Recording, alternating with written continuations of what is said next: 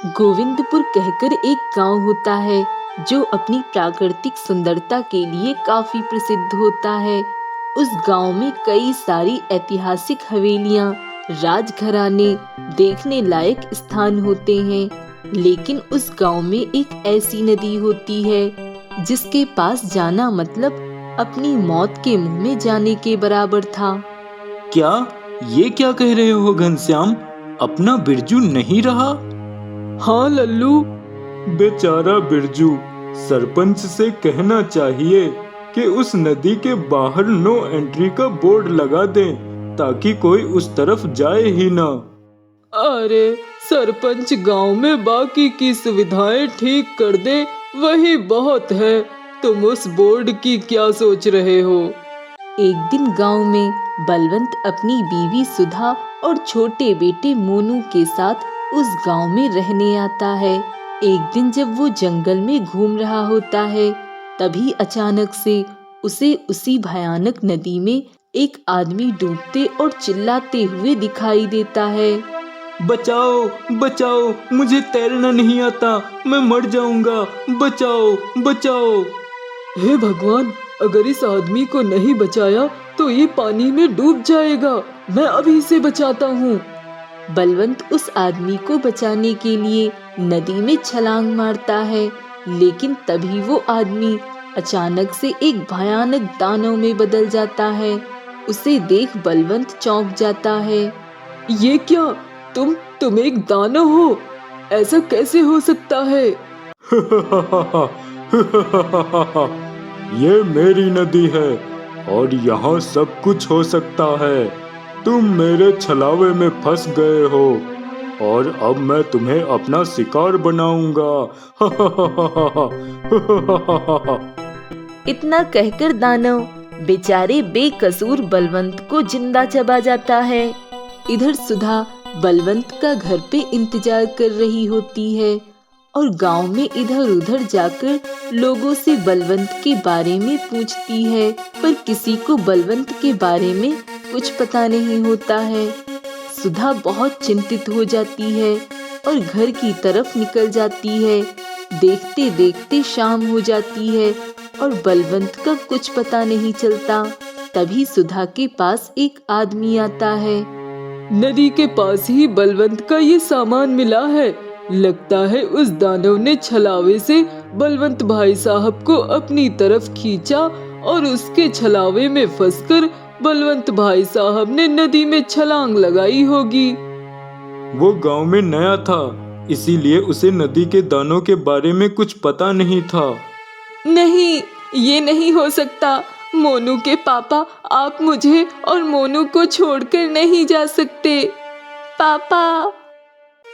सुधा की जिंदगी तो मानो एक पल में ही उजड़ गई थी और अब वह एकदम उदास रहने लगी थी।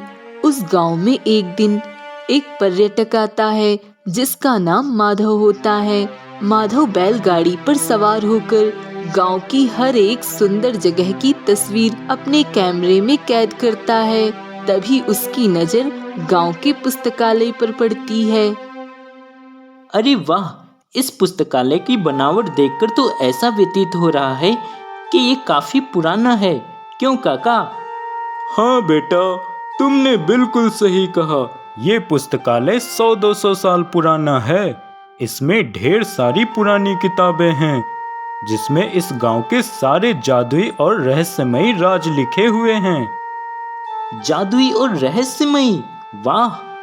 हाँ, ये गांव काफी रहस्यमयी चीजों से भरा हुआ है। इंटरेस्टिंग। माधव पूरे गांव की सैर करके जंगल में जाता है। तभी उसे बहुत प्यास लगती है। ओ गॉड, बहुत प्यास लग रही है। ये जंगल है या रेगिस्तान? यहाँ आसपास एक भी कुआं या नदी नहीं दिखाई दे रही। इस गांव में ढेर सारी नदियां हैं, लेकिन इस जंगल में एक भी नदी दिखाई नहीं दे रही। माधव कुछ दूर आगे चलता है और तब उसकी नजर उस नदी पर जाती है। वो अपने कदम उस नदी की ओर बढ़ाता है। फाइनली कोई नदी मिल ही गई। इस नदी का पानी कितना साफ है। सच में बाकी गांव की तरह इस गांव में बहुत कम प्रदूषण है। उल्टा ये कहने में हर्ज नहीं कि यहाँ प्रदूषण ना के बराबर है। माधव को नहीं पता था कि जिस नदी में अब वो हाथ डालने जा रहा था उसमें एक शैतानी दानव रहता है। माधव जैसे ही उस नदी में हाथ डालता है वो दानव उसके हाथ को खींचने लगता है। नहीं, छोड़ो छोड़ो मुझे, कौन हो तुम? भूत भूत आ, भूत आ। माधव ने अपनी कलाई पर भगवान का धागा बांधा होता है और उस भगवान के धागे की शक्ति दानव की शक्ति पर हावी हो जाती है और दानव दर्द से कराहते हुए पीछे हट जाता है। आ आ आ आ। ये अभी मैंने ये क्या देखा? ये तो कोई दानव था। आज तो मेरी जान ही चली जाती। वो तो अच्छा है कि मेरी कलाई पर ये भगवान का धागा बंधा था। मुझे इस दानव के बारे में और जानकारी हासिल करनी होगी और वो हो सकता है तो सिर्फ गांव वालों से पूछताछ करके। माधव गांव वालों से पूछताछ करता है और उन्हें अपने साथ घटी हुई विचित्र घटना के बारे में भी बताता है। तुम बाल बाल बच गए शहरी बाबू, वरना वो नदी का दानव तुम्हें जिंदा निगल जाता। हाँ, उस नदी में ही रहता है वो बरसों से। ऐसा कैसे हो सकता है? गांव में कोई भी नया व्यक्ति आया और उसे उस नदी के दानों के बारे में कुछ ना पता हो तो वो तो ना चाहते हुए भी उस दानों का शिकार बन जाएगा। अब हम भी क्या कर सकते हैं? नहीं, उस नदी के दानों का खात्मा तो करना ही होगा। उसका कोई ना कोई तोड़ तो ढूंढना ही होगा। माधव उस नदी के दानों को खत्म करने की ठान लेता है और वो उसके लिए गांव के एक ऋषि मुनि के पास जाता है जो अभी अभी अपनी सालों की तपस्या के बाद गांव लौटे थे। नहीं माधव बेटा, आज तक कोई नहीं पता लगा पाया है कि उस नदी के दानव को कैसे मारा जा सकता है। हे भगवान, ये कैसी दुविधा है? अगर यूं ही चलता रहा तो वो दानव नदी में रहकर सारे बेकसूर लोगों की जान लेता ही रहेगा। ऋषि मुनि जी, चलिए मेरे साथ, हम गांव के उस पुस्तकालय में जाएंगे जहां पर पुरानी रहस्यमय किताबें रखी हुई हैं। हो सकता है कि उसमें दानों का कोई जिक्र किया हो। गांव आते वक्त मैंने उस पुस्तकालय को देखा था। ये सुझाव तो बहुत ही बढ़िया है, शायद हमें वहाँ कुछ मिल जाए। ऋषि मुनि और माधव दोनों उस पुस्तकालय में जाते हैं और वहाँ किताबें ढूंढने पर उन्हें उसी नदी के दानव से संबंधित किताब मिल जाती है। उस दानव को मारना बहुत मुश्किल है, परंतु उसे पानी से बाहर लाकर पराजित किया जा सकता है क्योंकि वो पानी के बाहर एक क्षण भी नहीं रह सकता। क्या इसका मतलब उसकी शक्ति पानी में है और अगर उस नदी को सुखा दिया जाए तो हम उसे आसानी से खत्म कर पाएंगे।